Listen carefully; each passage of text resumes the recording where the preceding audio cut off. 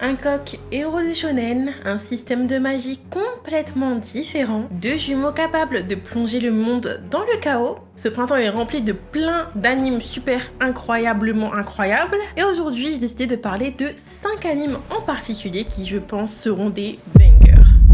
Keiji, un parfait héros shonen, rêve de justice dans un monde de l'humanité est à deux doigts de l'effondrement. Les Kijou, des monstres féroces, s'attaquent aux humains et c'est là que Keiji intervient.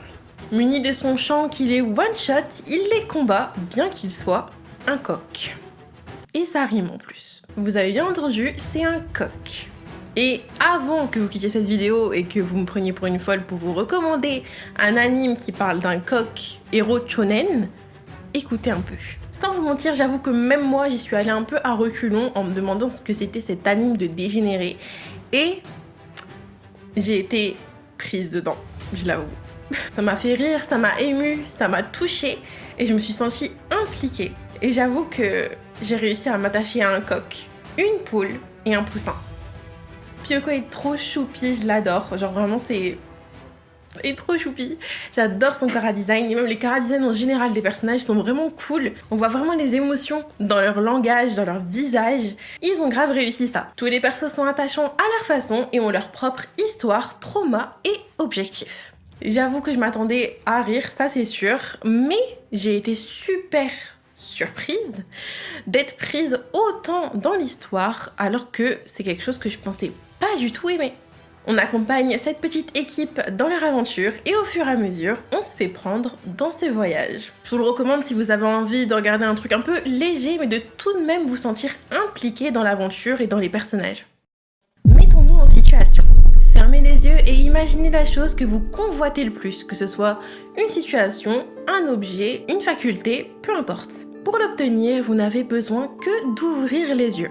Mais premièrement, ce serait contre les règles et après l'avoir fait, toute votre vie changera.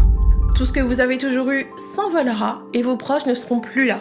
Votre maison non plus. Et vous serez forcé de tout quitter car vous avez décidé de regarder et d'obtenir quelque chose qui ne vous appartient pas.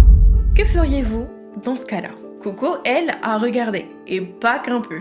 La tentation est bien trop difficile à contrôler. Son rêve, c'est la magie. Elle est née dans un monde de magie sans en avoir aucune circulant dans ses veines. Et pourtant, c'est son rêve. Un jour, trop pris par l'excitation de l'interdit et de la curiosité, elle espionna un magicien en train de lancer un sort. Quelque chose d'interdit car les sorciers ne pratiquent jamais devant des gens normaux. En le regardant, elle découvrit la vérité derrière la magie. Elle se dessine. Ce ne sont pas des baguettes magiques, mais bien des plumes qui leur permettent de tracer des pentagrammes. Ce jour-là, Coco découvre le secret des sorciers. Tout le monde peut faire de la magie. Grâce à un livre qui lui fut offert quand elle était enfant, elle se mit à essayer divers sorts. Lancer des feux d'artifice, invoquer une sphère d'eau, allumer un feu, jusqu'à ce qu'elle essaie celui de trop. Elle perd tout ce qu'elle a jamais connu, son quotidien, ses proches. Mais elle a acquis ce qu'elle a toujours voulu. Le pouvoir de créer de la magie de ses propres mains. Je pourrais même pas exprimer à quel point je suis super heureuse de voir ce manga enfin adapté. Parce qu'il fait partie de mon top 5. Je l'ai découvert l'année dernière et depuis, je suis complètement fan. L'histoire et les personnages sont super bien écrits et ça a la particularité de te mettre complètement dedans directement. Au fur et à mesure, vous allez voir que les personnages vont être tiraillés et que la notion du bien et du mal va commencer à devenir un peu floue. Coco va faire face à sa propre moralité, à la solitude et au sentiment de culpabilité tout en découvrant un monde digne des meilleures fantaisies. Il y a des mystères à suivre sur le long terme, de l'action, des personnages attachants bien que gris et la découverte d'un univers disposant d'une magie unique. L'animation est splendide, j'ai été subjuguée pendant tout mon visionnage et en plus ils ont super bien respecté les dessins de la mangaka. La mise en scène, j'en parle même pas maintenant parce que je vais faire une vidéo dédiée sur cet animé parce qu'il y a trop de choses à dire. C'est incroyable, ils ont tout donné pour donner vie à ce manga parfaitement et ils ont réussi. Il y a 7 scènes du nouvel épisode. En fait, c'est magnifique, on va bien manger. Et si tout votre monde n'était qu'un mensonge et le village où vous habitiez, une cage pour vous enfermer. Un jour, dans un village traditionnel isolé en montagne, Yuru, un ado, prend soin de sa sœur, Asa, enfermée au cœur du village. Jusqu'au jour où une multitude d'hommes armés attaque le village et qu'une jeune femme tue la sœur de Yuru devant ses yeux. Et qu'en plus, elle déclare être la véritable Asa. À partir de ce moment-là, Yuru découvre un nouveau monde rempli de téléphones, nouvelle nourriture et nouveaux ennemis. Bon, j'étais obligée d'inclure Tsugai, le nouvel anime qui adapte le manga de Hiromu Arakawa, la mangaka de Fullmetal Alchemist. L'intrigue commence direct dès la première seconde et j'avoue que ça m'a grave plu, surtout qu'on a toutes les bases de l'univers dès le premier épisode. J'adore comment ça a été amené. Je me suis lancée dedans sans bande-annonce, sans synopsis, sans rien savoir du tout de l'univers. Et j'avoue que le plot twist du coup m'a grave eu, je m'y attendais pas du tout. Je pense avoir eu la même réaction que Yuru quand il a vu l'hélicoptère. Et ouais, j'étais juste dans la compréhension.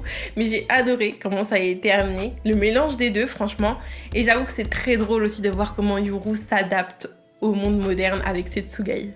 L'animation est magnifique, mais j'ai envie de dire ça sur tous les animes de Stop, clairement. Il y a beaucoup de mystères et j'avoue que je sais pas trop à qui on peut faire confiance parce que j'ai l'impression que c'est tous des antagonistes qui veulent utiliser Yuru. Je pense que c'est ça le plot de base.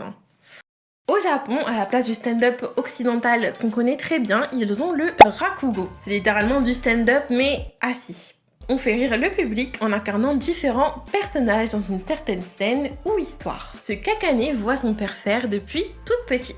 Jusqu'au jour où elle voit les espoirs de son père s'envoler en fumée lorsqu'il est banni à vie de la profession. Déterminée à comprendre la raison de ce refus, elle se décide à rentrer à son tour dans le monde du rakugo. Malgré le fait que je connaissais que de nom le rakugo et je pense que vous aussi, on rentre super facilement dans l'histoire grâce aux yeux d'Akane. On la voit enthousiaste et ça nous aide à nous faire comprendre et ressentir cette fierté qu'elle a envers son père et aussi sa culture. J'ai été super impliquée et j'ai adoré découvrir une autre facette de la culture japonaise. Puis il y a cette part de mystère du fait que on sait pas pourquoi le père il a été banni alors que le gars a réussi à faire rire toute la salle. Je ne comprends pas, ça me frustre de fou.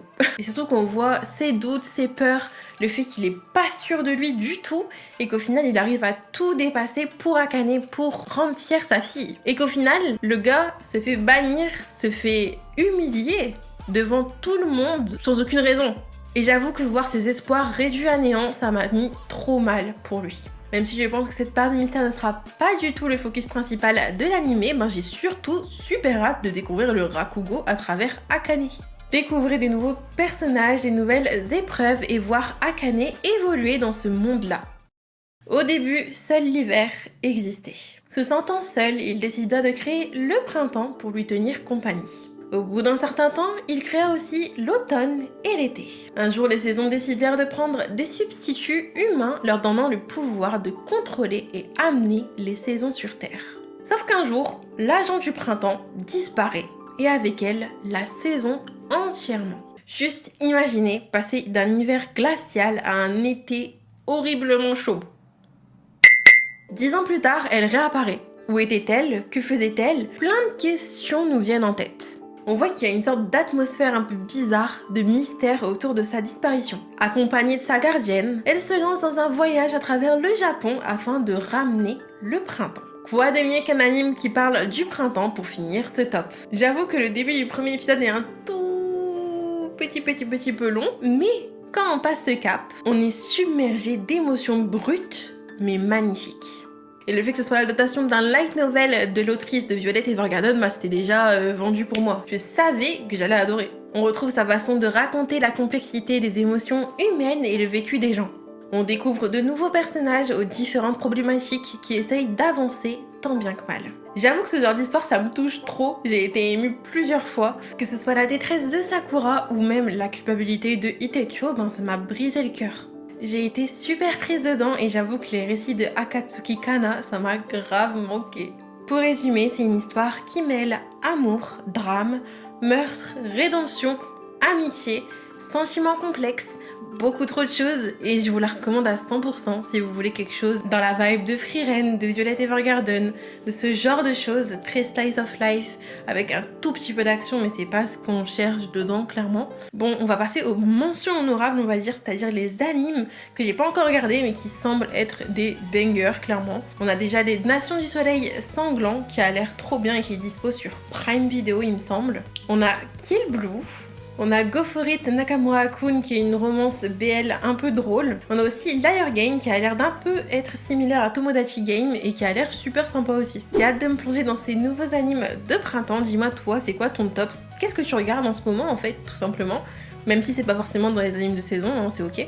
Si t'as aimé cette vidéo, n'hésite pas à t'abonner, liker, commenter, mettre la cloche de notification. Et sur ce, je te fais plein de bisous et je te dis à la prochaine pour une nouvelle vidéo.